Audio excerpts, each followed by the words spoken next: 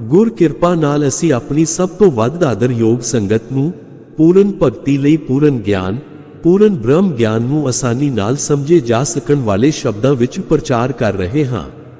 ਅਸੀਂ ਨਿਮਰਤਾ ਨਾਲ ਆਪਣੀ ਸੰਗਤ ਨੂੰ ਪਾਖੰਡ ਅਤੇ ਪਾਖੰਡੀ ਦਾ ਭਾਵ ਅਰਥ ਸਮਝਣ ਵਿੱਚ ਮਦਦ ਕਰਨ ਦਾ ਯਤਨ ਅਗਲੇ ਸ਼ਬਦਾਂ ਵਿੱਚ ਕਰ ਰਹੇ ਹਾਂ।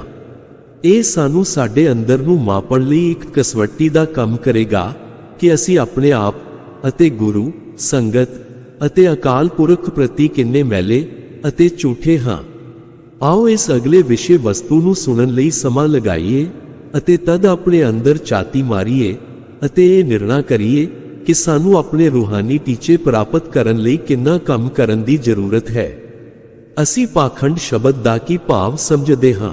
ਇਹ ਸਾਡੇ ਮਨ ਦੀ ਅਵਸਥਾ ਹੈ ਜਿਹੜੀ ਸਾਨੂੰ ਆਪਣੇ ਵਿਚਾਰਾਂ, ਰੋਜ਼ਾਨਾ ਦੀਆਂ ਕਿਰਿਆਵਾਂ ਅਤੇ ਪ੍ਰਤੀਕਿਰਿਆਵਾਂ ਵਿੱਚ ਅਸਥਿਰ ਰਹਿਣ ਲਈ ਮਜਬੂਰ ਕਰਦੀ ਹੈ।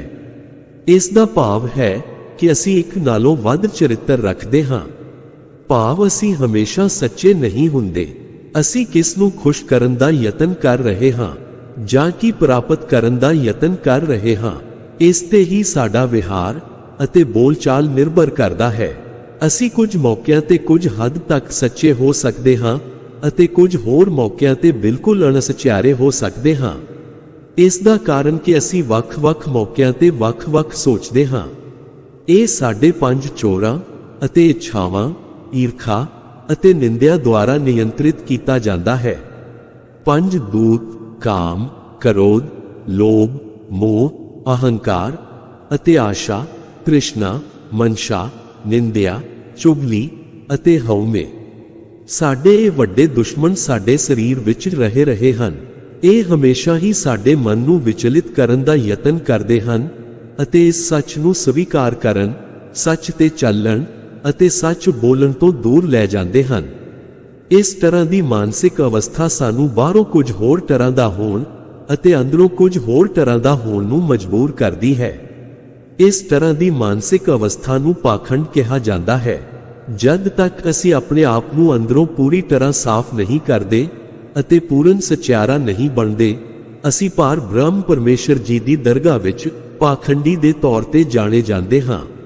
ਇੱਥੇ ਇੱਕ ਪਾਖੰਡੀ ਅਤੇ ਇੱਕ ਮਨਮੁਖ ਅਤੇ ਇੱਕ ਖੋਤੇ ਆਦਮੀ ਵਿੱਚ ਕੋਈ ਅੰਤਰ ਨਹੀਂ ਹੁੰਦਾ। ਜਾਂ ਤਾਂ ਅਸੀਂ ਅੰਦਰੋਂ ਬਾਹਰੋਂ ਪੂਰਨ ਸੱਚਿਆਰੇ ਹੁੰਦੇ ਹਾਂ ਜਾਂ ਅਸੀਂ ਇਸ ਤਰ੍ਹਾਂ ਦੇ ਨਹੀਂ ਹੁੰਦੇ ਹਾਂ। ਇਸ ਦਾ ਭਾਵ ਹੈ ਕਿ ਜਾਂ ਤਾਂ ਅਸੀਂ ਪਾਖੰਡੀ ਹਾਂ ਜਾਂ ਇੱਕ ਸੱਚਖੰਡੀ ਹਾਂ। ਇਸ ਦਾ ਭਾਵ ਹੈ ਕਿ ਜੇਕਰ ਅਸੀਂ ਸੱਚਖੰਡ ਵਿੱਚ ਨਹੀਂ ਹੁੰਦੇ ਤਦ ਅਸੀਂ ਪਾਖੰਡ ਵਿੱਚ ਹੁੰਦੇ ਹਾਂ। ਇਸ ਦਾ ਭਾਵ ਹੈ ਕਿ ਉਹ ਵਿਅਕਤੀ ਜੋ ਸੱਚਖੰਡ ਵਿੱਚ ਹੈ ਪਾਖੰਡ ਵਿੱਚ ਨਹੀਂ ਹੈ, ਜਾਂ ਜੇਕਰ ਅਸੀਂ ਸੱਚਖੰਡ ਅਵਸਥਾ ਵਿੱਚ ਨਹੀਂ ਪਹੁੰਚੇ ਹਾਂ ਤਦ ਅਸੀਂ ਪਾਖੰਡ ਵਿੱਚ ਹਾਂ। ਇਸ ਲਈ ਕੇਵਲ ਇੱਕ ਪੂਰਨ ਸੰਤ, ਸਾਧ, ਸਤਿਗੁਰੂ ਅਤੇ ਇੱਕ ਬ੍ਰਹਮ ਗਿਆਨੀ ਪਾਖੰਡੀ ਨਹੀਂ ਹੈ, ਦੂਸਰ ਹਰ ਇੱਕ ਪਾਖੰਡੀ ਹੈ। ਜੋ ਜੋ ਦੀਸੈ ਸੋ ਸੋ ਰੋਗੀ, ਰੋਗ ਰਹਿਤ ਮੇਰਾ ਸਤਿਗੁਰ ਜੋਗੀ। ਮਨ ਸਚਾ ਮੁਖ ਸਚਾ ਸੋਏ, ਔਰ ਨਾ ਪੇਖੇ ਇਕਸ ਬਿਨ ਕੋਏ। ਨਾਨਕ ਇਹ ਲੱਛਣ ਬ੍ਰਹਮ ਗਿਆਨੀ ਹੋਏ। ਪਾਖੰਡ ਤਾਂ ਹੀ ਨਾਸ਼ ਹੋ ਸਕਦਾ ਹੈ ਜਦ ਇੱਕ ਸੱਚਖੰਡ ਵਿੱਚ ਪ੍ਰਵੇਸ਼ ਕਰਦਾ ਹੈ, ਅਤੇ ਜਦ ਤੱਕ ਇਹ ਨਹੀਂ ਵਾਪਰਦਾ ਅਸੀਂ ਪੂਰਨ ਸੱਚਿਆਰੇ ਨਹੀਂ ਹੁੰਦੇ ਅਤੇ ਸੱਚ ਦੀ ਪੂਰੀ ਤਰ੍ਹਾਂ ਸੇਵਾ ਕਰਨ ਦੇ ਯੋਗ ਨਹੀਂ ਹੁੰਦੇ। ਇਸ ਦਾ ਭਾਵ ਹੈ ਕਿ ਅਸੀਂ ਅਜੇ ਵੀ ਇੱਕ ਪਾਖੰਡੀ, ਇੱਕ ਮਨਮੁਖ ਜਾਂ ਇੱਕ ਖੋਤੇ ਆਦਮੀ ਹਾਂ। ਖਰੇ ਪਰਖ ਖਜ਼ਾਨੇ ਪਾਏ, ਖੋਤੇ ਭਰਨ ਭੁਲਾਏ। ਜਦ ਤੱਕ ਅਸੀਂ ਦੁਬਿਧਾ ਭਰਨ ਵਿੱਚ ਹਾਂ, ਦੁਚਿੱਤੀ ਵਿੱਚ ਹਾਂ ਅਤੇ ਅਸਤ ਵਿਚਾਰਾਂ, ਕਿਰਿਆਵਾਂ, ਪ੍ਰਤੀਕਿਰਿਆਵਾਂ ਦੁਆਰਾ ਖਾਦੇ ਜਾ ਰਹੇ ਹਾਂ, ਜਦ ਤੱਕ ਅਸੀਂ ਪੰਜ ਦੂਤਾਂ ਨਿੰਦਿਆ, ਚੁਗਲੀ, ਬਖੀਲੀ, ਆਸ਼ਾ, ਤ੍ਰਿਸ਼ਨਾ ਅਤੇ ਮਨਸ਼ਾ ਦੀ ਸੇਵਾ ਕਰ ਰਹੇ ਹਾਂ, ਅਸੀਂ ਅਕਾਲ ਪੁਰਖ ਦੀ ਦਰਗਾਹ ਵਿੱਚ ਇੱਕ ਪਾਖੰਡੀ, ਇੱਕ ਮਨਮੁਖ ਅਤੇ ਖੋਤੇ ਗਿਣੇ ਜਾਂਦੇ ਹਾਂ। ਅਖੀਰਲੀ ਗੱਲ ਇਹ ਹੈ ਕਿ ਜੇਕਰ ਅਸੀਂ ਸੱਚਖੰਡੀ ਨਹੀਂ ਹਾਂ ਤਦ ਅਸੀਂ ਪਾਖੰਡੀ ਹਾਂ। ਬੇਸ਼ੱਕ ਅਸੀਂ ਸੱਚਖੰਡ ਤੋਂ ਪਹਿਲੇ ਚਾਰ ਕਿਸੇ ਵੀ ਧਰਮਖੰਡ, ਗਿਆਨਖੰਡ, ਸਰਮਖੰਡ ਅਤੇ ਕਰਮਖੰਡ ਵਿੱਚ ਹੋਈਏ, ਅਸੀਂ ਫਿਰ ਵੀ ਪਾਖੰਡੀ ਗਿਣੇ ਜਾਵਾਂਗੇ। ਹਾਲਾਂਕਿ ਪਾਖੰਡ ਦਾ ਤੱਤ ਘਟਦਾ ਜਾਂਦਾ ਹੈ ਜਿਵੇਂ ਹੀ ਸਾਡੀ ਰੂਹ ਰੂਹਾਨੀਅਤ ਦੀ ਪੌੜੀ ਤੇ ਉੱਪਰ ਵੱਲ ਚੜ੍ਹਦੀ ਹੈ ਅਤੇ ਸੱਚ ਦਾ ਤੱਤ ਵੱਧਦਾ ਜਾਂਦਾ ਹੈ। ਕੇਵਲ ਇੱਕ ਐਸੀ ਰੂਹ ਜਿਸਨੇ ਆਪਣੇ ਆਪ ਨੂੰ ਪੂਰੀ ਤਰ੍ਹਾਂ ਸਾਫ਼ ਕਰ ਲਿਆ ਹੈ, ਪੂਰਨ ਸਚਿਆਰੀ ਬਣ ਗਈ ਹੈ ਅਤੇ ਆਪਣੇ ਆਪ ਨੂੰ ਸੱਚਖੰਡ ਵਿੱਚ ਲੈ ਗਈ ਹੈ, ਪਾਖੰਡੀ ਨਹੀਂ ਹੈ। ਐਸੀ ਰੂਹ ਇੱਕ ਦ੍ਰਿਸ਼ਟ ਬਣ ਜਾਵੇਗੀ। ਇੱਕ ਮਨ, ਇੱਕ ਚਿੱਤ ਅਤੇ ਇੱਕ ਦ੍ਰਿਸ਼ਟ ਅਤੇ ਸੱਚ ਵਿੱਚ ਪੂਰੀ ਤਰ੍ਹਾਂ ਅਭੇਦ ਹੋ ਜਾਵੇਗਾ। ਇੱਕ ਖਾਲਸਾ ਬਣ ਜਾਵੇਗਾ ਅਤੇ ਸਰਵ ਸ਼ਕਤੀਮਾਨ ਨਾਲ ਇੱਕ ਬਣ ਜਾਵੇਗਾ। ਆਪਣੀਆਂ ਬੁਰੀਆਂ ਕਰਨੀਆਂ ਨੂੰ ਸਵੀਕਾਰਨਾ ਸਾਡੀ ਜ਼ਿੰਦਗੀ ਤੋਂ ਪੰਜ ਦੂਤਾਂ ਨੂੰ ਖਤਮ ਕਰਨ ਦੀ ਕੁੰਜੀ ਹੈ। ਸਾਨੂੰ ਖੁੱਲ੍ਹੇ ਤੌਰ ਤੇ ਲਗਾਤਾਰ ਆਧਾਰ ਤੇ ਆਪਣੇ ਬੁਰੇ ਕੰਮਾਂ ਦਾ ਪ੍ਰਾਸ਼ਚਿਤ ਕਰਦੇ ਰਹਿਣਾ ਚਾਹੀਦਾ ਹੈ।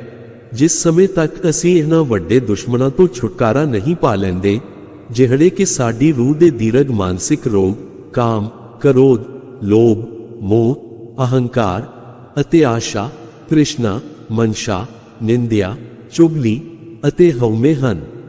ਉਹ ਵਿਅਕਤੀ ਜੋ ਖੁੱਲ੍ਹੇ ਤੌਰ ਤੇ ਪਛਤਾਤਾਪ ਕਰਨ ਦਾ ਰਾਹ ਅਪਣਾਉਂਦਾ ਹੈ, ਉਹ ਆਪਣੇ ਅੰਦਰ ਨੂੰ ਬਹੁਤ ਜਲਦੀ ਸਾਫ਼ ਕਰ ਲੈਂਦਾ ਹੈ ਅਤੇ ਆਪਣੇ ਆਪ ਨੂੰ ਪੰਜ ਦੂਤਾਂ ਦੇ ਪ੍ਰਭਾਵ ਤੋਂ ਛੁਟਕਾਰਾ ਦਿਵਾ ਲੈਂਦਾ ਹੈ। ਖੁੱਲ੍ਹੇ ਤੌਰ ਤੇ ਪਛਤਾਤਾਪ ਕਰਨ ਤੋਂ ਬਾਅਦ ਨਾਮ ਸਿਮਰਨ ਕਰਨਾ ਚਾਹੀਦਾ ਹੈ। ਖੁੱਲ੍ਹੇ ਤੌਰ ਤੇ ਪਛਤਾਤਾਪ ਦਾ ਭਾਵ ਹੈ ਆਪਣੀਆਂ ਬੁਰੀਆਂ ਕਰਨੀਆਂ, ਅਸਤ ਕਿਰਿਆਵਾਂ ਅਤੇ ਪ੍ਰਤੀਕਿਰਿਆਵਾਂ, ਅਸਤ ਵਿਚਾਰ ਨੂੰ ਖੁੱਲ੍ਹੇ ਤੌਰ ਤੇ ਪੂਰੇ ਇਕੱਠ ਵਿੱਚ ਸਵੀਕਾਰ ਕਰਨਾ। ਖੁੱਲ੍ਹੇ ਤੌਰ ਤੇ ਪਛਤਾਤਾਪ ਕਰਨਾ ਸ਼ੁਰੂ ਵਿੱਚ ਬਹੁਤ ਔਖੀ ਗੱਲ ਹੁੰਦੀ ਹੈ। ਇਸ ਲਈ ਆਪਣੇ ਆਪ ਨਾਲ ਪਛਤਾਤਾਪ ਕਰਨ ਤੋਂ ਸ਼ੁਰੂ ਕਰੋ ਅਤੇ ਤਦ ਹੌਲੀ-ਹੌਲੀ ਤੁਸੀਂ ਖੁੱਲ੍ਹੇ ਤੌਰ ਤੇ ਇਸ ਦਾ ਪਛਤਾਤਾਪ ਕਰਨ ਦਾ ਹੌਸਲਾ ਪ੍ਰਾਪਤ ਕਰ ਲੈਂਦੇ ਹੋ। ਇਹ ਇੱਕ ਆਦਮੀ ਦਾ ਬਹੁਤ ਹੀ ਮਹੱਤਵਪੂਰਨ ਗੁਣ ਹੈ ਜੋ ਪੂਰਨ ਸਚਿਆਰਾ ਬਣ ਜਾਂਦਾ ਹੈ ਅਤੇ ਸੱਚ ਦੀ ਸੇਵਾ ਕਰਦਾ ਹੈ। ਅਸੀਂ ਸੱਚ ਦੀ ਸੇਵਾ ਕਰਨ ਦੇ ਯੋਗ ਨਹੀਂ ਹੋਵਾਂਗੇ ਜੇਕਰ ਅਸੀਂ ਆਪਣੀਆਂ ਬੁਰੀਆਂ ਕਰਨੀਆਂ ਨੂੰ ਖੁੱਲ੍ਹੇ ਤੌਰ ਤੇ ਸਵੀਕਾਰ ਨਹੀਂ ਕਰਦੇ ਹਾਂ। ਆਪਣੇ ਅੰਦਰ ਨੂੰ ਮਾਪਣ ਤੋਂ ਬਾਅਦ ਆਓ ਗੁਰੂ, ਪਾਰ ਬ੍ਰਹਮ ਪਰਮੇਸ਼ਰ ਅਤੇ ਸੰਗਤ ਨੂੰ ਵਾਅਦਾ ਦੇਈਏ ਕਿ ਅੱਜ ਤੋਂ ਬਾਅਦ ਅਸੀਂ ਇੱਕ ਸਚਿਆਰੀ ਜ਼ਿੰਦਗੀ ਜਿਉਣ ਵੱਲ ਕੰਮ ਕਰਨਾ ਸ਼ੁਰੂ ਕਰਾਂਗੇ। ਜੇਕਰ ਅਸੀਂ ਪਹਿਲਾਂ ਹੀ ਸਚਿਆਰੀ ਜ਼ਿੰਦਗੀ ਜਿਉਣ ਦਾ ਯਤਨ ਕਰ ਰਹੇ ਹਾਂ, ਤਦ ਆਪਣੇ ਯਤਨ ਇੱਕ ਪੂਰਨ ਸਚਿਆਰਾ ਵਿਅਕਤੀ ਬਣਨ ਵੱਲ ਵਧਾ ਦਿਓ, ਜੋ ਸੱਚ ਦੇਖਦਾ, ਸੱਚ ਬੋਲਦਾ ਅਤੇ ਸੱਚ ਸੁਣਦਾ ਹੈ। ਅਤੇ ਜਦ ਅਸੀਂ ਇੱਕ ਪੂਰਨ ਸਚਿਆਰਾ ਵਿਅਕਤੀ ਬਣ ਜਾਂਦੇ ਹਾਂ, ਤਦ ਅਸੀਂ ਸੱਚ ਸਤਨਾਮ ਦੀ ਸੇਵਾ ਕਰਨਾ ਸ਼ੁਰੂ ਕਰਦੇ ਹਾਂ। ਇੱਥੇ ਸੱਚ ਦੀ ਸੇਵਾ ਕਰਨ ਨਾਲੋਂ ਕੋਈ ਸੇਵਾ ਵੱਡੀ ਨਹੀਂ ਹੈ। ਇੱਥੇ ਸੱਚ ਦੀ ਸੇਵਾ ਕਰਨ ਨਾਲੋਂ ਕੋਈ ਵੀ ਸੇਵਾ ਜ਼ਿਆਦਾ ਪਵਿੱਤਰ ਨਹੀਂ ਹੈ। ਇੱਥੇ ਕੋਈ ਵੀ ਸੇਵਾ ਸੱਚ ਦੀ ਸੇਵਾ ਨਾਲੋਂ ਵਧੀਆ ਨਹੀਂ ਹੈ, ਜੋ ਤੁਹਾਨੂੰ ਸਰਵਉੱਚ ਦਰਜੇ ਦਾ ਆਨੰਦ ਦਿੰਦੀ ਹੈ। ਇੱਕ ਪੂਰਨ ਸਚਿਆਰਾ ਇੱਕ ਜੀਵਨ ਮੁਕਤ, ਇੱਕ ਸੰਤ, ਇੱਕ ਬ੍ਰਹਮ ਗਿਆਨੀ, ਇੱਕ ਭਰਮ ਪਦਵੀ ਹੈ ਅਤੇ ਸਾਡਾ ਸਾਰਿਆਂ ਦਾ ਨਿਸ਼ਾਨਾ ਵੀ ਉਹਨਾਂ ਵਰਗੇ ਬਣਨਾ ਹੋਣਾ ਚਾਹੀਦਾ ਹੈ। ਇਸ ਧਰਤੀ ਉੱਪਰ ਰਹਿੰਦਿਆਂ ਹੀ ਜੀਵਨ ਮੁਕਤੀ ਕੇਵਲ ਸੱਚਖੰਡ ਵਿੱਚ ਹੁੰਦੀ ਹੈ ਅਤੇ ਆਓ ਇੱਕ ਸੱਚਖੰਡੀ ਬਣਨ ਵੱਲ ਵਧਣ ਲਈ ਕੰਮ ਕਰੀਏ ਅਤੇ ਇੱਕ ਪਾਖੰਡੀ ਦਾ ਜੀਵਨ ਛੱਡ ਦੇਈਏ। ਇਹ ਸਭ ਕੇਵਲ ਗੁਰ ਕਿਰਪਾ ਨਾਲ ਵਾਪਰਦਾ ਹੈ, ਕਿਉਂਕਿ ਇਹ ਗੁਰ ਪ੍ਰਸਾਦੀ ਖੇਡ ਹੈ। ਪਰ ਆਓ ਅਸੀਂ ਸਾਰੇ ਸੱਚੇ ਮਨ, ਇਮਾਨਦਾਰੀ ਅਤੇ ਮਿਹਨਤ ਨਾਲ ਯਤਨ ਕਰੀਏ ਅਤੇ ਅਕਾਲ ਪੁਰਖ ਨੂੰ ਉਸ ਦੀ ਕਿਰਪਾ ਲਈ ਅਰਦਾਸ ਕਰੀਏ। ਅਤੇ ਜੇਕਰ ਅਸੀਂ ਇਸ ਤਰ੍ਹਾਂ ਕਰਦੇ ਹਾਂ, ਅਸੀਂ ਯਕੀਨੀ ਤੌਰ ਤੇ ਉਸ ਦੀ ਬੇਅੰਤ ਕਿਰਪਾ ਨਾਲ ਬਖਸ਼ੇ ਜਾਵਾਂਗੇ।